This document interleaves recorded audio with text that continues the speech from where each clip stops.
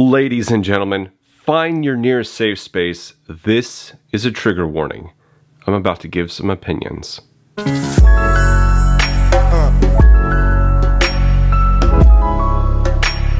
Hey everyone, welcome to Campbell's Coins.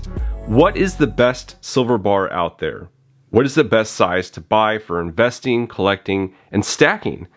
Highly debatable topic, but we are going to lay out some points regarding silver bars, and you can see if it fits within your wheelhouse of logic. Make sure to stay tuned until the end of the video where I will go over specific bars that I like to buy and why. Generally speaking, when it comes to silver bars, the smaller in size, the higher in premium. Here's a little graphic to show you just how high the premiums are for fractional silver bars. I pulled this data a few days ago on August 24th when silver spot price was around $19.47. It has dropped about 50 cents since then, but for this demonstration, the difference is negligible. APMEX has these sizes, and you can just see how pricey fractional silver is and why it's such a horrible idea to stack fractional silver. A lot of people grumble about APMEX because of their high pricing, and rightfully so, but they do have the best variety and abundance of silver of any online bullion dealer, so it's a good source to use for consistency.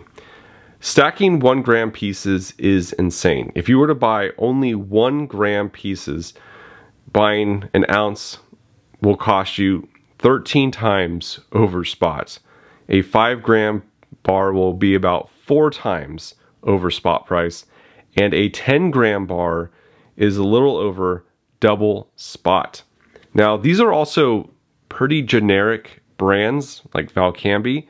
If you start to go into the more premium collectible stuff, it's going to be a lot higher than this. And also, if you are into that collectible stuff, goody on you. And, I'm not putting you down. This message is kind of like a general overview of silver bars, kind of presenting little bits of everything here. So if you decide that you fall into the highly collectible small fractional bar camp, you do you, go whole hog and go get that stuff. But for a lot of people, that isn't really something that they want to do.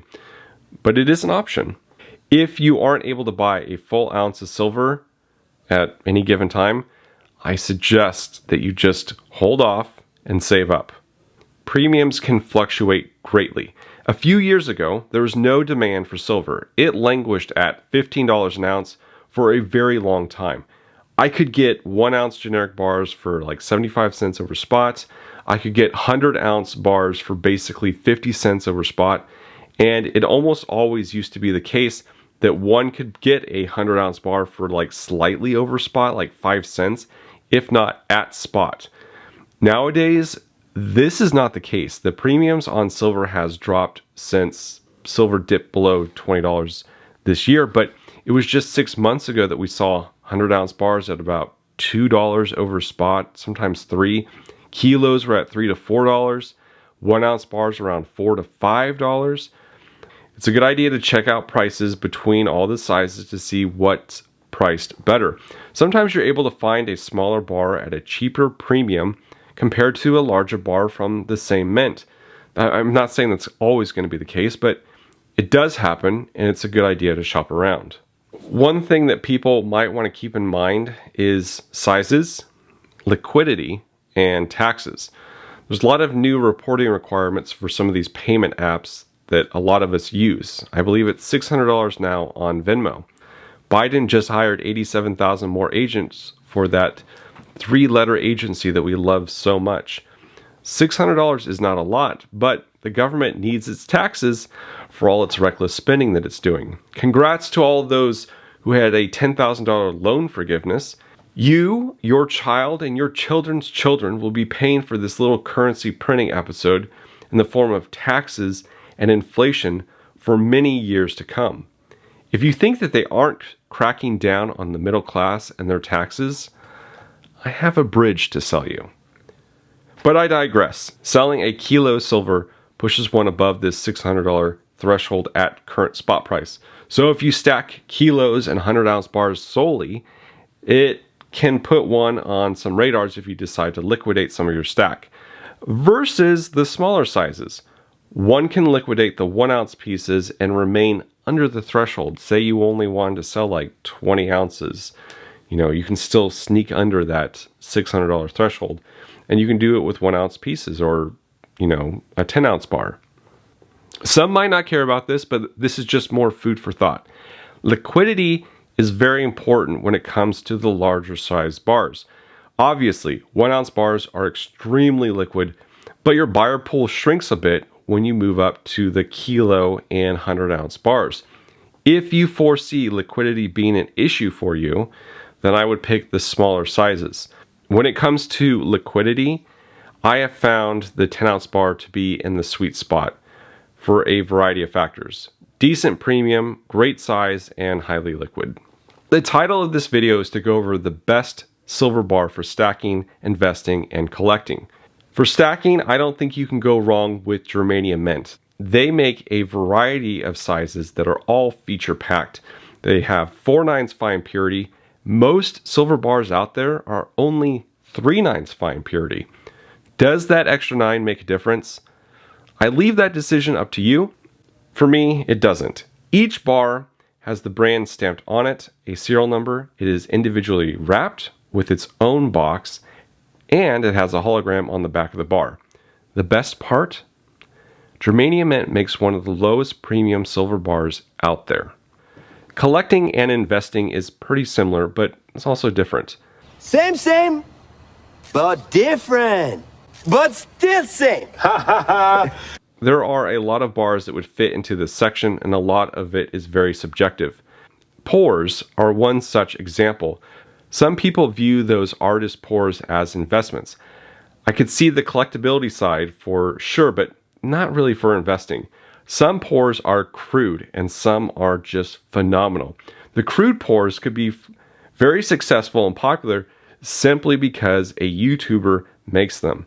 The phenomenal pours could have zero success or support, but that artist puts a lot of time, energy, effort, and creativity into creating such a great pour.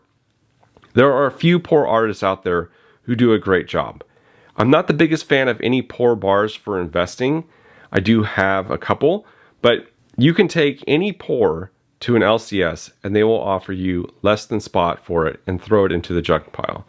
So keep that in mind if you decide to buy these. You will have a better resale doing a peer-to-peer transaction.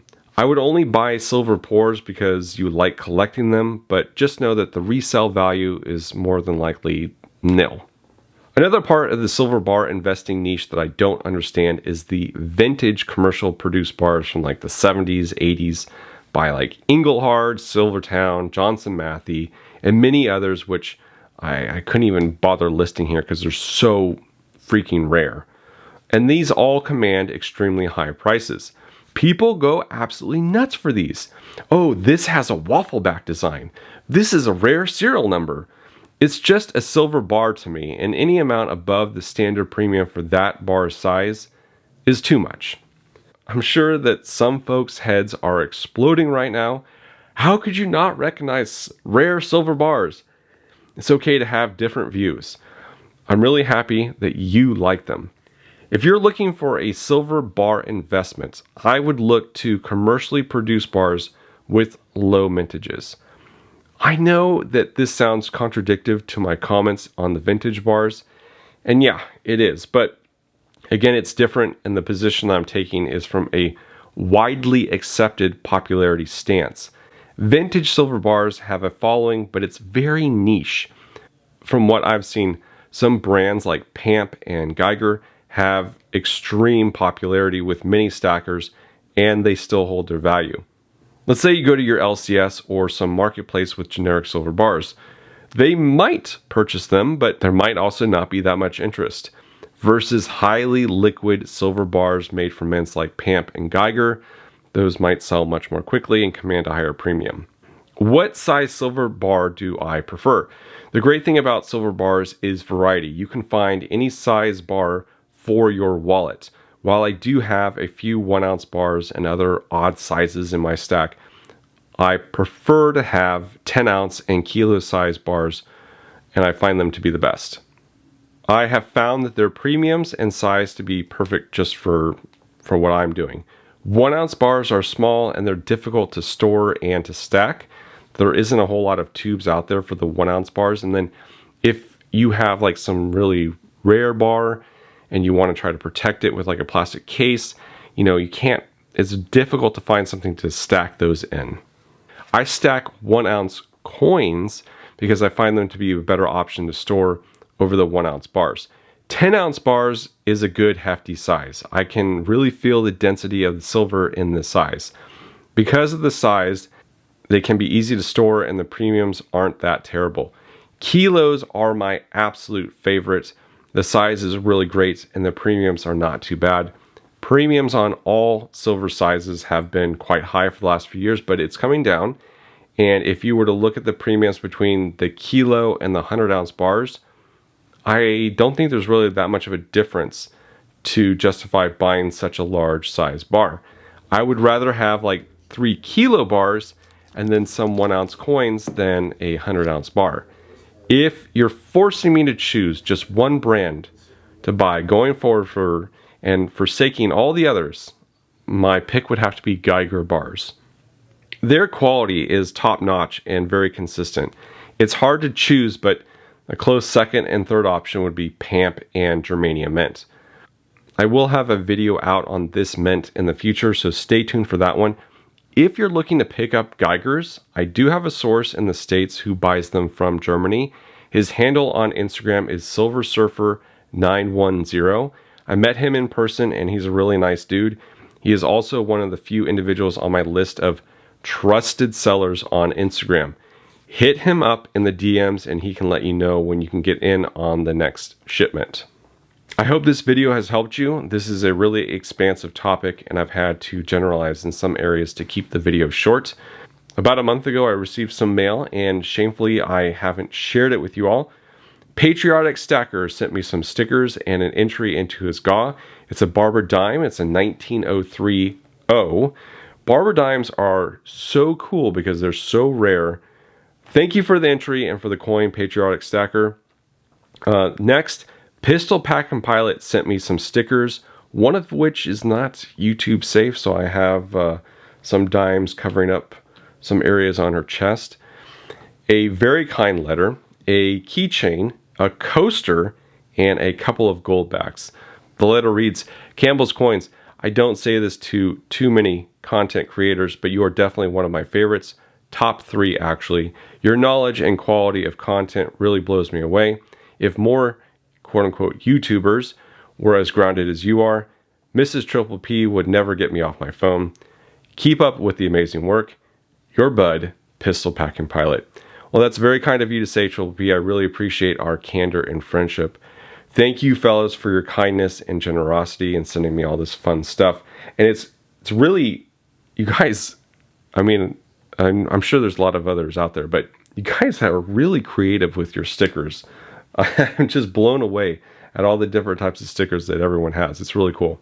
So please check out Patriotic Stacker and Pistol Packing Pilot. Here on YouTube, I have links to their channels listed down in the description below. Your time is your most precious asset, and I appreciate you spending it here with me. If you're interested in other topics like this one, check out the other videos that I have on my channel. Thank you all for watching. This is Campbell's Coins, and that is my 2 cents.